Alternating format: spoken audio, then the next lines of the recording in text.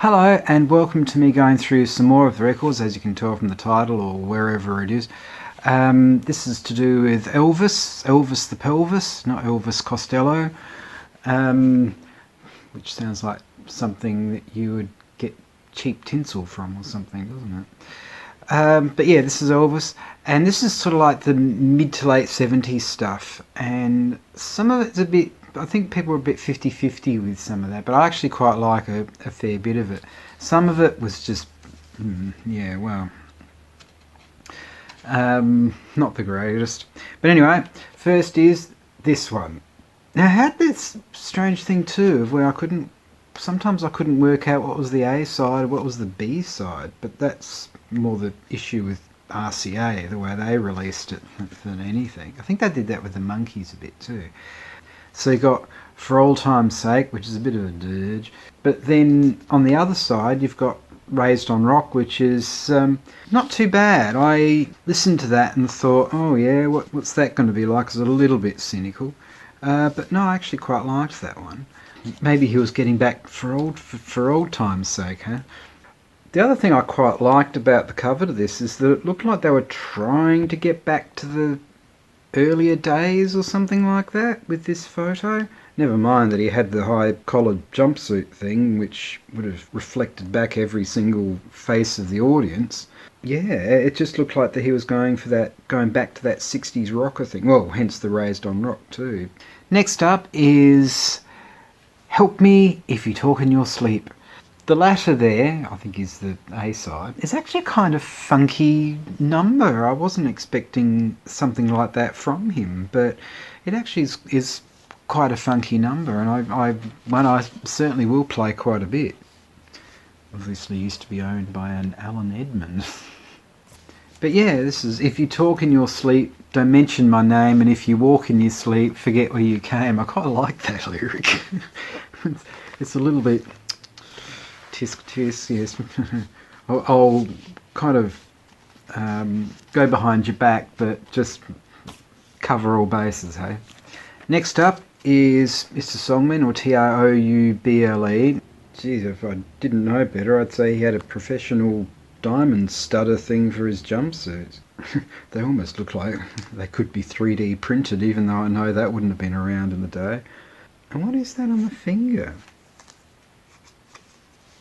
Oh, it looks like he's got a thing on the end of his finger, but in actual fact it's the darkness of the microphone that's blended into the background. Oh, there we go. Oh well, at least it means his finger really was alright. But I've got to admit, singing the lyrics to, Trouble, what are you doing here, ALONE, I can't imagine me singing. I'd misspell it, that's for sure. See, I can't even say it. TRWI. Trouble. TRUBBLE. Something like that. Oh, it makes it sound like Tribble, doesn't it? Oh, well, the trouble with tribbles. But yeah, that's another one that's sort of like quite a fast song. It seems like, I think that was the other criticism, was that he was doing kind of dirgy things, and that really wasn't quite the case. The ones that I've mentioned here are definitely not dirges. Well, For All Time's Sake is a dirge. You gotta have one in there. There's always got to be an exception to the rule at this point, isn't there? Now, I don't normally do things that are sans picture sleeve, but I thought, well, for this one I'll make an exception. And Moody Blue, which again, lyrically, it kind of like, There was a part of me that thought when I first heard this, is like with the drums and everything, is like, is this Elvis kind of flirting with a bit of disco or something? Is it, what's all that? With the chorus, it's like, if you throw the octaves up about 3 times, are you getting the Bee Gees? Moody Blue, that works. The other thing I found with the lyrics to this is that it really kind of deals quite heavily with the mental health of the person he's singing about in the song. It's like Moody Blue, who am I talking to kind of thing, and he's almost singing about, will you rack off to an asylum or something, please, because I can't cope with how many people you are. I know there was a single somewhere in there called Hurt, which apparently Elvis himself really quite liked.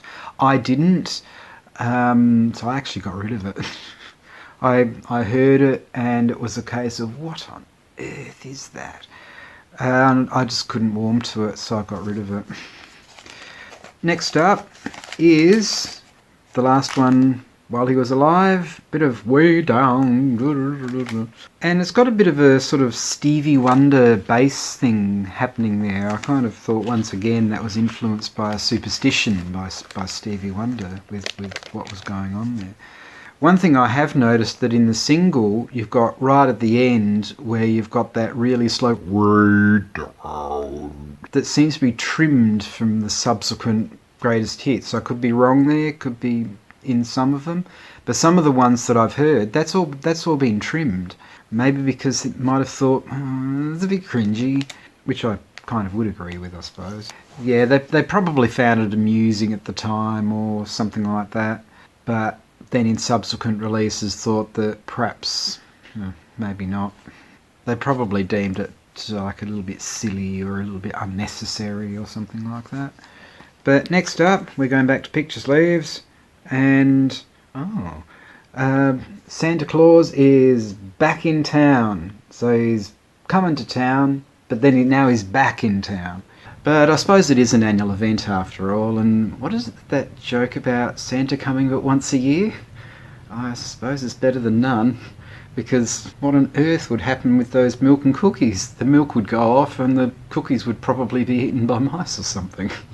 Or consumed the next day by very disgruntled parents. And not only that, you've actually got a signature of his that looks like it was done with liquid paper or something. It's very hard to see. Well, for me anyway. On the other side of this, you can get access to the 1981 Elvis calendar. Yeah, available from all good record shops. £2. Oh, this is from the UK. Ooh. No, I get this all these years later and I didn't rock up to a record shop going, is the calendar still available? Here we are. Kind of like the UK sort of actual Elvis label there. And lucky last is, I don't know why they released this. It was probably like Way Down with the ending of that. They probably thought, it was a good idea at the time. Are You Lonesome Tonight? Breakup version. Now, I'm sure most of you know that that's the one where Elvis sings the lines, or do you gaze at your bald head and wish you had hair, and then spends the rest of the song cracking up laughing and just, mind you, probably thought, well, if it worked for George Harrison with Miss O'Dell, maybe it could work for Elvis as well. But George only released it as a B-side. These released this as an A-side. Oh, well, at least it means you get to see the old leather jacket happening there, and we're not talking fish either. Mind you, after all those years, it may have had a fishy smell. Regardless, just giving you the chance to see it. Yeah, I just couldn't work out why that was released. Obviously part of a greatest hits collection, but still. Anyway, after breaking up with Elvis there, I guess that's a very good way to sign off, isn't it? So, on that note, I'll catch you later by asking you to please like and subscribe and all of that sort of thing, with all the bells and whistles, blah blah blah. I do that. And once again, thank you very much for watching. Please take care of yourself, and hopefully I shall see you in the next one. Ciao.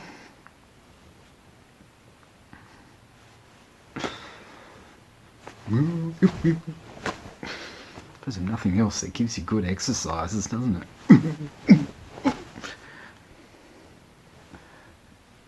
Yeah.